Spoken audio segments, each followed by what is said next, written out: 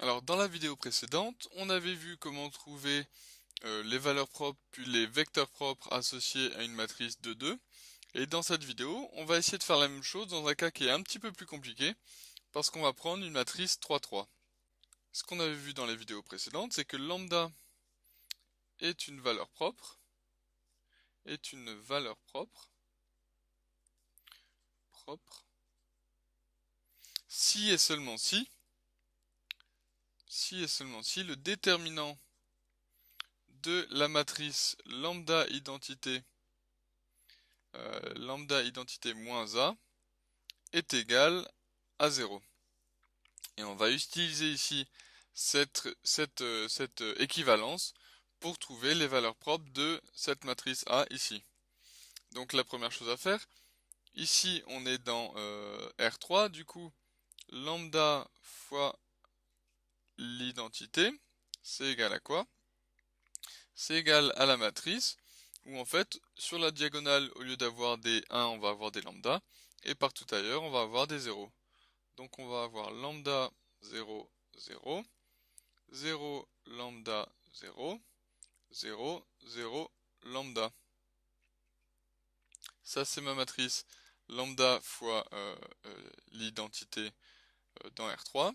Et nous, ce qui nous intéresse, c'est la matrice lambda fois l'identité moins A. Cette matrice-là, c'est la matrice où je vais avoir du coup lambda moins moins 1, ça fait lambda plus 1. Lambda plus 1. 0 moins 2, moins 2. 0 moins 2, moins 2. 0 moins 2, moins 2. Lambda moins 2, lambda moins 2. 0 moins moins 1, plus 1. 0 moins 2, moins 2. 0 moins moins 1, 1. Et lambda moins 2. Lambda moins 2. Donc ça c'est ma matrice lambda fois l'identité moins A. Alors dans R2 c'était assez facile de calculer le déterminant d'une matrice 2 par 2. Mais le déterminant d'une matrice 3 par 3 c'est moins trivial. Alors on va utiliser une méthode, on va recopier les deux premières colonnes ici à côté de la matrice. Donc si je fais ça, je vais avoir lambda plus 1, moins 2, moins 2, moins 2, lambda moins 2 et 1. Et en fait, pour obtenir le déterminant, je vais dire que c'est le produit des coefficients sur cette diagonale-là, plus le produit des coefficients sur cette diagonale-là, plus le produit des coefficients sur cette diagonale-là, moins le produit des coefficients sur cette diagonale-là, moins le produit des coefficients sur cette diagonale-là, moins le produit des coefficients sur cette diagonale-là. Donc, tout ce qui me reste à faire, c'est faire le calcul. Donc, qu'est-ce que j'ai? J'ai lambda plus 1. Donc, sur cette diagonale-là, j'ai lambda plus 1 fois lambda moins 2 fois lambda moins 2 fois lambda moins 2 fois lambda moins 2. Sur cette diagonale-là, j'ai moins 2 fois 1 fois moins 2. Du coup, moins 2 fois moins 2, ça fait plus 4. Plus 4. Sur cette diagonale-là, j'ai la même chose. J'ai moins 2 fois moins 2, du coup, ça fait plus 4. Et du coup, ensuite, je vais avoir un moins. Moins quoi? Moins 2 fois moins 2, du coup, moins 4 fois lambda moins 2. Du coup, moins 4 fois lambda moins 2. Ensuite, sur cette diagonale-là, j'ai moins lambda plus 1. Moins lambda plus 1. Et ici, j'ai moins 4 fois lambda moins 2. Moins 2. Moins 4 fois lambda moins 2. Lambda moins 2. Et du coup, ce que je veux, c'est que ça, ce soit égal à 0. Bon, alors là, il faut maintenant que je développe un peu tout ça. Donc ici, qu'est-ce que je vais avoir? Je vais garder le lambda plus 1 en facteur et je vais développer la deuxième partie. Donc je vais avoir lambda plus 1 facteur de lambda carré moins 4 lambda, moins 4 lambda, plus 4. Ensuite ici je vais avoir plus 8, moins 4 lambda, moins donc plus 8 ici, moins 4 fois moins 2 ça fait plus 8, moins lambda, moins 1, moins 4 lambda, plus 8, égale à 0. Donc je vais continuer. Qu'est-ce que j'ai ici? Donc ici je vais développer, donc je vais avoir, si je multiplie lambda par tout ça, je vais avoir lambda cube, moins 4 lambda carré, plus 4 lambda, plus 4 lambda, plus lambda carré, moins 4 lambda, plus 4. Et du coup, ici, qu'est-ce qu'il me reste? 8, donc, les termes en lambda, je vais avoir moins 4 lambda, moins 4 lambda, donc ça fait moins 9 lambda, et les termes ici, je vais avoir 8 plus 8, moins 1 plus 8, donc ça fait plus 23. Plus 23 égale à 0. Très bien, du coup la dernière étape, j'ai du coup lambda cube. En lambda carré, j'ai moins 4 lambda carré plus lambda carré, du coup ça fait moins 3 lambda carré.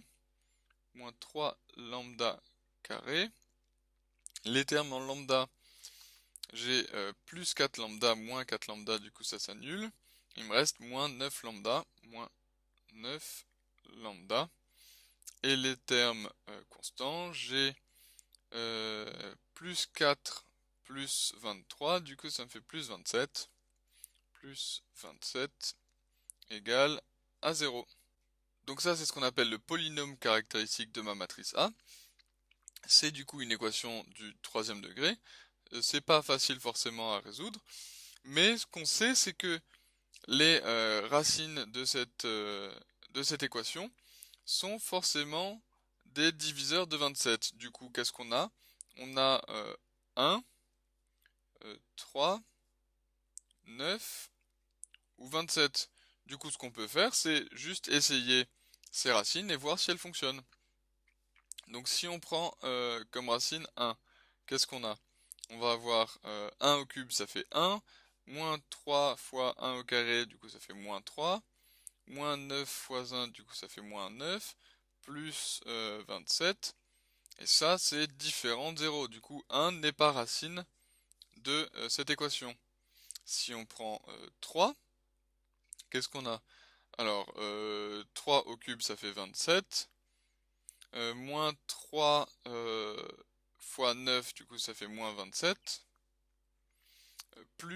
moins 9 fois 3, du coup ça fait moins 27, plus 27, du coup 3, donc ça fait 27 moins 27 moins 27 plus 27, ça fait bien 0, donc 3 est bien racine de cette équation. Alors on peut du coup factoriser par lambda moins 3, du coup ça fait lambda moins 3,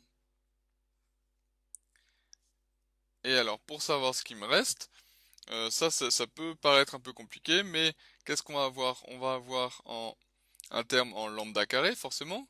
Du coup, si on a un terme en lambda carré, donc ça fait lambda cube ici, et ça fait moins 3 lambda carré. Du coup, il reste plus de termes en lambda carré. Et du coup, forcément, on n'a pas de terme en lambda, parce que il ferait apparaître un terme en lambda carré. Du coup, ce qui reste, c'est un terme constant. Et du coup, ce terme constant, à quoi il est égal? Ben, on sait qu'on va avoir lambda fois ce terme constant qui va être égal à moins 9 lambda. Du coup, ça veut dire que ce terme constant, c'est moins 9. Voilà. Et du coup, on a bien lambda cube ici, moins 3 lambda carré ici, moins 9 lambda ici, moins 3 fois moins 9, du coup ça fait plus 27. Ici, du coup on a bien les deux équations qui sont égales. Et du coup ça c'est égal à 0. Et maintenant ce qui nous reste c'est à définir ce terme ici. Ça c'est assez simple. J'ai du coup lambda moins 3 facteur 2. Et lambda carré moins 9, ça fait lambda moins 3 fois lambda plus 3. Donc lambda moins 3 fois lambda plus 3 égale à 0. Et du coup, ça y est, on a réussi à obtenir ce qu'on voulait. On a réussi à obtenir nos valeurs propres. Les valeurs propres de la matrice A sont lambda égale à 3, et on voit qu'on le voit apparaître deux fois, ou lambda égale moins 3. Du coup, ce qu'on a vu, c'est que même si c'était un peu plus lourd en termes de calcul, on est capable sans trop de problèmes de trouver les valeurs propres de ma matrice dans R3, du coup avec une matrice un peu plus compliquée que ce qui se passe dans R2. Voilà, j'espère que tu as bien compris ce point-là, et puis je te dis à bientôt pour la prochaine vidéo.